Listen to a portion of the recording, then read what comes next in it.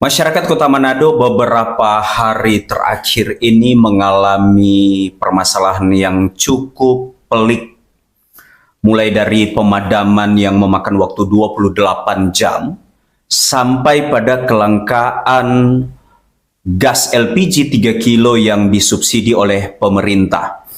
Dan ternyata hal itu berdampak sangat besar bagi kehidupan masyarakat, khususnya di Kota Manado. Saya Jendri Frans Mamahit. Hari ini dalam episode perdana podcast Media Masyarakat akan membahas bersama dengan pemerhati masyarakat Kota Manado, Bapak Lucky Datau. Selamat datang Pak Lucky Datau di podcast Media Masyarakat pada malam hari ini. Apa kabar Ketua? Sehat ya, Alhamdulillah. Ya, Alhamdulillah. Shalom. Assalamualaikum warahmatullahi wabarakatuh untuk masyarakat Kota Manado dan sekitarnya. Siap Ketua. Ketua, kita telah melewati beberapa hari ini dengan melihat secara langsung terjadi ada masalah terkait dengan penyaluran LPG 3 kilo yang bersubsidi. Bahkan beberapa hari belakangan ini terjadi antrean di agen-agen LPG 3 kilo itu. Dan kemarin terjadi pemadaman yang memakan waktu 28 jam itu justru lebih memperparah kelangkaan LPG ini. Ketua berpengalaman sebagai anggota Dewan 5 tahun belakangan. Apa yang Ketua lihat dari fenomena ini? Ya, terima kasih. Jadi kalau melihat situasi dan kondisi yang ada di Kota Manado tentang kelangkaan gas LPG, sebenarnya kalau mau digambarkan secara sistem, tidak ada korelasinya antara pemadaman dengan kelangkaan yang terjadi. Kelangkaan ini terjadi memang sudah kelihatan tersistematis, bahkan normatifnya putaran ekonomi atau tidak ada pemadaman waktu lalu itu ada situasional. Waktu-waktu tertentu itu terjadi kelangkaan di Kota Manado. Kalau bagi saya, setelah saya pernah terlibat di dalam lembaga, saya pernah turun lapangan, melihat langsung, bahkan saya konfirmasi langsung dengan yang berkompeten dalam penyaluran ini. Saya melihat ini ada sebuah kerancuan tentang sistem pendistribusian dalam hal ini. Oke. Jadi aneh bin ajaib,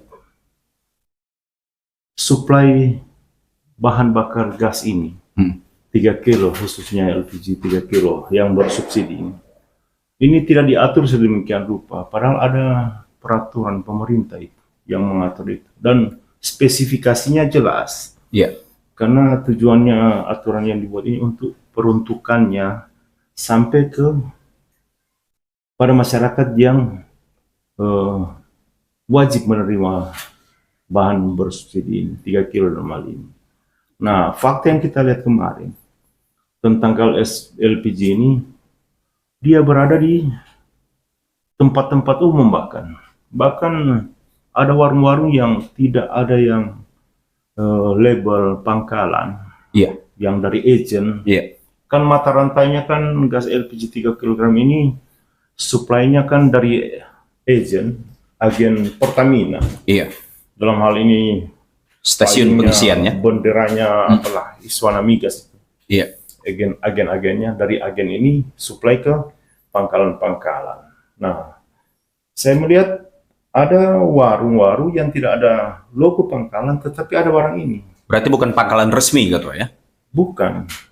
Nah, kalau dia di pangkalan, pasti penyalurannya tepat sasaran. Ya. Jadi saya melihat ini ada sebuah sistem yang rancu, yang tidak sesuai. Nah, yang saya pahami, harusnya setiap kelurahan, ada 87 kelurahan yang ada di Kota Manado. Ya. Pembagian pangkalan itu berdasarkan letak geografis atau berdasarkan kondisi kelurahan tersebut. Karena kan kelurahan-kelurahan yang di Kota Manado kan bervariasi jumlah penduduknya. Nah, jadi penyebaran pangkalan ini berdasarkan jumlah penduduk di kelurahan tersebut. Contohnya Kelurahan Ketang Baru yang terdiri dari 5 lingkungan. 5 lingkungan. Nah, seharusnya pangkalannya di Ketang Baru itu ada di setiap lingkungan karena cukup besar Ketang Baru itu. Jadi kalau perlu pasang 5 pangkalan di situ, atau pasang 2 pangkalan tetapi tempatnya strategis di yang bisa di cover oleh seluruh lingkungan yang berada di Ketang Baru tersebut. Tetapi faktanya yang saya turap kemarin dari utara sampai tengah kota Manado, bahkan pangkalan ini hanya ada di tempat yang baku pinggir, bahkan jaraknya cuma kurang lebih berdampingan pangkalan 20 meter ya. Warung-warung bahkan. Nah, ada warung yang tidak ada label pangkalan ada di barang dengan harga di atas harga eceran, padahal aturannya sangat jelas. Dari agen ke pangkalan dan harga eceran tertinggi yang terjadi yaitu 18.000. Nah, kenapa terjadi sampai harganya segitu tinggi? Bahkan situasionalnya hari-hari tertentu bahkan di atas 30.000, bahkan ada 40 ribuan. Nah, ini kan pelanggaran nih. Betul. Nah, inilah kerancuan yang saya katakan tadi kembali di awal. Jadi Pertamina dalam hal ini agen Hiswana Migas dalam hal ini tidak membuat sebuah sistem penyaluran yang baku, bahkan kaku, bahkan harus itu wajib. Kenapa? Ini barang bersubsidi.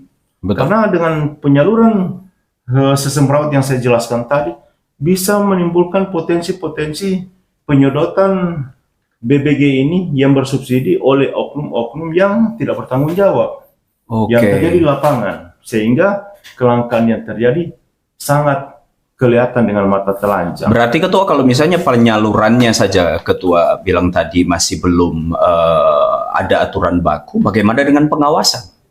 Contoh tadi yang Ketua lihat ada pangkalan yang bersebelahan, kemudian ada warung-warung yang menjual itu. Maka dari itu yang saya maksudkan, saya lanjutkan tentang pengawasan. Jadi ini pengawasan ini harus dari aparat penegak hukum, karena ini kan barang bersubsidi. Barang bersubsidi harus diawasi oleh yang berkompeten. Dalam hal ini aparat penegak hukum.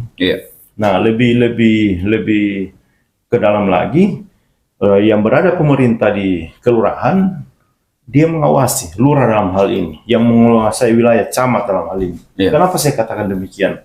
Karena ada peraturan pemerintah tentang BPH Migas ini, tentang penyaluran di hilir, itu pangkalan mendapatkan barang subsidi ini berdasarkan rekomendasi dari lurah. Sesuai kebutuhan. Ya, sesuai kebutuhan. Kayak contoh yang saya bilang tadi, salah satu kelurahan A umpamanya, dia mempunyai jumlah penduduk sekian, berarti suplai gas LPG 3 kg ini berdasarkan jumlah penduduk itu. Nah, apabila dia tidak menyalurkan berdasarkan aturan yang ada, pemerintah kelurahan bisa meng-warning dia, bisa menarik bahkan rekomendasinya, diganti oleh pangkalan lain. Tetapi kan faktanya tidak ada pengawasan apalagi dari pemerintah. Pemerintah mengatakan, oh itu kantoran petugas, saya pernah mengkonfirmasi kepada Hiswana Migas dalam hal ini. Kenapa gas LPG ini ada di warung-warung yang tidak ada label pangkalan, harganya bahkan di atas 20.000. Artinya boleh dijual pengecer. Ini kan barang tidak boleh diperjualbelikan dengan bebas. Karena barang bersubsidi ini dia tidak bisa memakai hukum ekonomi. Jadi kalau yang namanya pangkalan, dia mesti dasarnya adalah kebudayaan. Tidak boleh dasarnya dagang. Karena kalau dagang akan berlaku hukum ekonomi. Menekan pengeluaran sekecil-kecilnya untuk mendapatkan hasil yang sebesar-besarnya. Nah, ini gas LPG 3 kg tidak bisa. Nah, inilah fungsi pengawasan. Nah, lurah, camat, mereka yang merekomendasikan pangkalan ini ada dengan jumlah penduduk ada. Nah, sekarang dia bisa menarik rekomendasi ini. Nah, kalau terjadi pelanggaran. Ada kan pangkalan hari ini tiba, hari ini habis. Nah, sekarang setelah di cross-check, ternyata yang menyedot ini orang-orang yang bukan berada di lingkungan ini, di luar dari lingkungan ini. Atau mungkin yang tidak berhak, misalnya pengusaha. Nah, bisa jadi. Karena kemarin waktu kita turap di lapangan, kita survei terutama tempat-tempat rumah makan.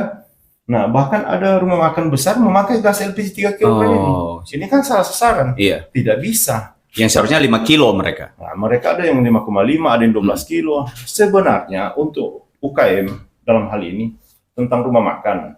Rumah makan, kalau rumah makan besar dia harus ikut regulasinya. Ya. Tidak boleh pakai 3 kilo. Betul. Tapi kalau UKM, industri-industri rumahan, gorengan-gorengan, dia ada yang aturan yang namanya bahan bebek ini boleh untuk mereka.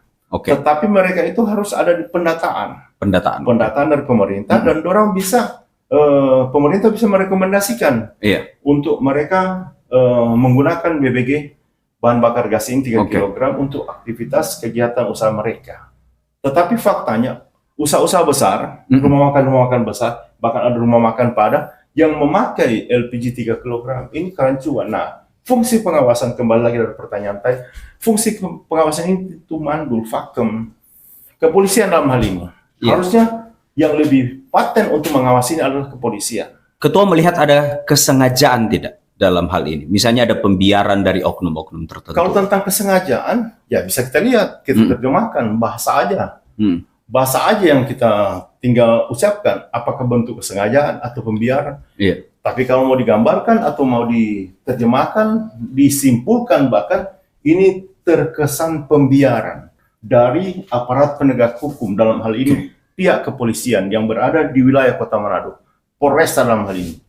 Tapi mohon maaf, saya kemarin sempat waktu di Dewan karena melihat dinamika Kota Manado yang gangguan kamtib masih begitu tinggi, saya berjalan ke polsek-polsek yang ada di Kota Manado. Saya bertemu langsung dengan kapolsek-kapolseknya. Setelah saya konfirmasi tentang gangguan kamtibmas, ya bervariasi memang. Kenapa Kota Manado gangguan kamtibmas ini tinggi? Karena Kota Manado jumlah polisinya tidak berbanding lurus dengan jumlah penduduk. Karena jumlah penduduk Kota Manado yang begitu besar, banyak, hampir 500.000 bahkan. Jumlah aparat tidak berbanding lurus dengan jumlah penduduk Kota Manado. Sehingga gangguan kamtibmas begitu tinggi. Nah, termasuk kita masuk ke wilayah pengawasan gas LPG tadi. Sedangkan mau amankan di Kota Manado setengah mati. Kelabakan. Apalagi nah sekarang dibutuhkan pemikiran oleh yang berkompeten, stakeholder ini. Jadi petinggi-petinggi negeri ini memecahkan kebuntuan yang ada. Karena kemarin waktu saya di Dewan, saya katakan Kota Manado ini adalah kota yang dijuluki negeri dongeng. Karena kondisi yang ada. Sebelum menjadi anggota DPRD, Ketua adalah pengusaha khususnya pedagang dan sempat lama di pasar Bersehati. Artinya Ketua bersinggungan langsung dengan hal-hal ini. Kalau Ketua melihat implikasi dari kelangkaan LPG 3 kilo, seberapa besar potensi kerugian yang dialami kalau misalnya kelangkaan ini terjadi terus-menerus? Sangat tinggi potensi kerugian terutama emak-emak. Jadi kerugian ini tentang selisih harga pembelian. Kalau dia dapat di pangkalan, alhamdulillah puji Tuhan, 18.000. Tapi kalau saya di pangkalan, dia beli dengan harga di atas 20.000. Nah inilah selisihnya. Nah kali Kota Manado kalau tidak salah 1 bulan penyuplaian yang terjadi, kalau tidak salah ya, koreksi saya kalau keliru, kurang lebih 500.000 tabung per bulan Kota Manado. Penyaluran. Nah, sekarang dikalikan dengan sistem penyaluran yang amburadul ini, dikalikan dengan selisih harga tadi. Tapi ada yang lebih prinsip di sini dan sangat krusial. Apa itu, Ketua? Tentang berat gas LPG 3 kg. Volumenya. Isinya. Saya pernah dengar beratnya kalau ditimbang justru tidak sesuai. Apakah itu Ketua pernah mendapati? Saya waktu di lembaga DPRD kemarin kebetulan karena kelangkaan, saya coba netralisir dengan kapasitas saya sebagai anggota Dewan. Alhamdulillah puji Tuhan, netral dan aman kurang lebih 2 hari kemudian. Padahal kelangkaan sudah terjadi hampir 1 bulan. Nah kebetulan saya lewat di sebuah pangkalan dan saya coba periksa tabungnya. Dia baru bongkar. Saya ambil timbangan, saya timbang. ternyata kita lupa tentang DP berat bersihnya, berat akumulasi dari tabung gas dengan isi. Tapi setelah saya lihat ada selisih kurang lebih 0,5 0,1 setengah dan 0,2